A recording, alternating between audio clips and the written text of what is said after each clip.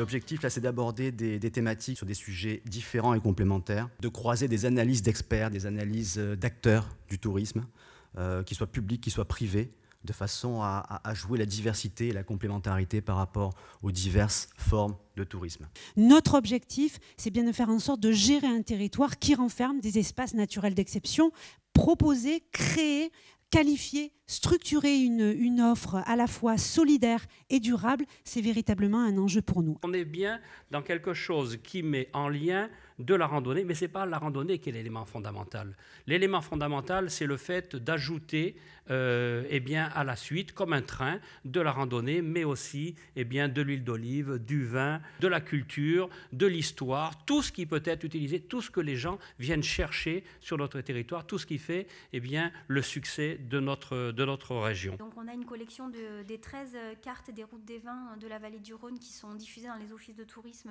dont on est partenaire, donc c'est aussi un travail qui se fait au cas par cas. On édite également un programme qui s'appelle Vignoble en Fête. L'idée, encore une fois, c'est de se dire qu'on vient en facilitateur de démarche. On a beaucoup d'entreprises viticoles ou d'associations qui proposent des événements un petit peu tout au long de l'année et qui n'ont pas forcément les moyens de le promouvoir ou en tout cas de façon structurée ou en les intégrant dans des réseaux. Donc avec ce programme-là qui est édité de façon trimestrielle, on recense entre 350 et 400 événements qui ont lieu chaque année et qui ont pour objectif de valoriser le terroir dans son ensemble et un peu plus particulièrement les vignerons et négociants. Notre produit principal et celui qu'on commercialise le plus, c'est une journée qui inclut à la fois un transport mais aussi des visites sur 2 à 3 domaines. On essaie justement de respecter cette notion de terroir, d'appellation pour garder justement un contenu pédagogique. Et j'insiste là-dessus, qui aussi inclut l'encadrement et le guidage par ce que j'appelle un œnoguide, donc une personne qui est formée pour cela et qui est capable de pouvoir justement rendre la journée à la fois fun mais aussi très pédagogique. Rendez-vous chez nous, qui est une plateforme innovante d'e-tourisme qui s'inscrit dans les nouveaux modes de distribution. Notre objectif est vraiment de valoriser les acteurs de la région, la culture locale et de contribuer à pérenniser des traditions et des métiers et des savoir-faire.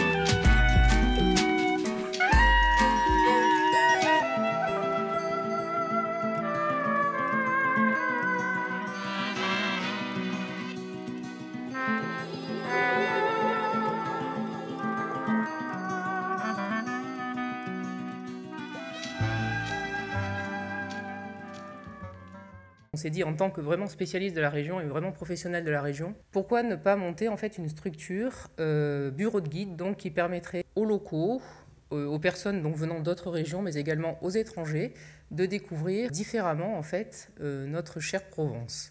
Donc l'impact sur la région économique des visiteurs aériens, c'est-à-dire toutes les personnes qui viennent sur notre territoire par l'aéroport Marseille-Provence, mais qui n'y résident pas, c'est plus d'1 milliard d'euros de retombées économiques. Donc ça, c'est sur l'ensemble de la restauration, les hôteliers, toutes les personnes qui ont une activité aujourd'hui avec les touristes.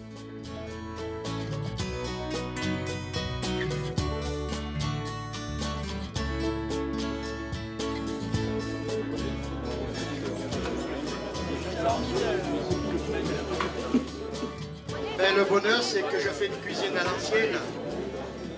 C'est toujours intéressant de présenter les produits locaux à une clientèle qui est ciblée sur le tourisme. Ce sont des opérateurs qui sont partie prenante du tourisme sur le pays d'Aix.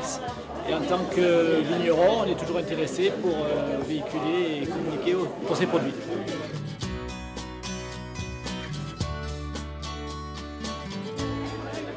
Il faut participer à tous ces événements-là parce que c'est vachement important de nos jours. Il y a un événement autour du tourisme qui se passe à Aix. Notre clientèle numéro 1, c'est la clientèle aixoise et qui vient à Aix et qui monte dans le Luberon. Donc c'est logique qu'on soit là.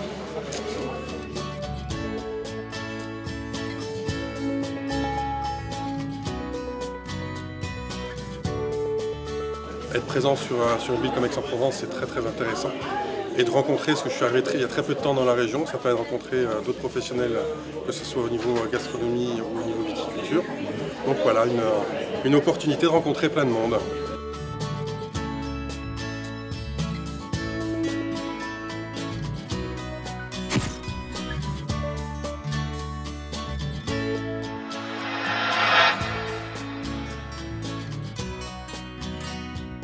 Avec cette notion de mise en réseau dont on parle aujourd'hui, c'est développer cette mise en réseau, la synergie entre tous les acteurs.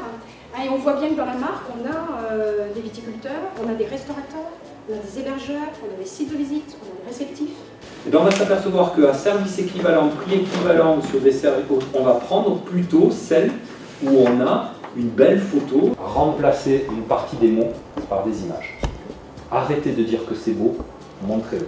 Le concept de séjour de déconnexion, là encore on est en plein dans le slow tourisme. Ralentir, se déconnecter des smartphones, se déconnecter de la technologie numérique. Et donc on va mettre en avant des activités comme le yoga, la méditation, des choses pour être au cœur de la nature et ralentir son rythme urbain.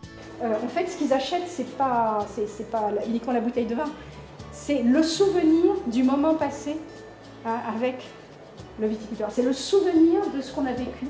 C'est ça qu'il y a dans la bouteille. Et d'ailleurs, quand ils ouvrent la bouteille avec leurs amis, etc., ils vont parler de la visite, de ce qu'ils ont découvert, qu'ils ont appris telle chose. Cette image, elle va provoquer quelque chose en moi, donc je vais avoir tendance à la partager. Si je la partage, vous avez gagné. Les gens vont devenir, pour vous, des publicitaires. Ils vont faire de la publicité, ils vont influencer les autres, ils vont le partager. Et vous cherchez tous à faire ça, c'est pour ça que vous êtes sur les réseaux sociaux. La deuxième tendance, c'est effectivement le rejet du tourisme de masse et la recherche de rencontres et d'échanges. Prouvez. Arrêtez de dire que le paysage est beau, montrez-le.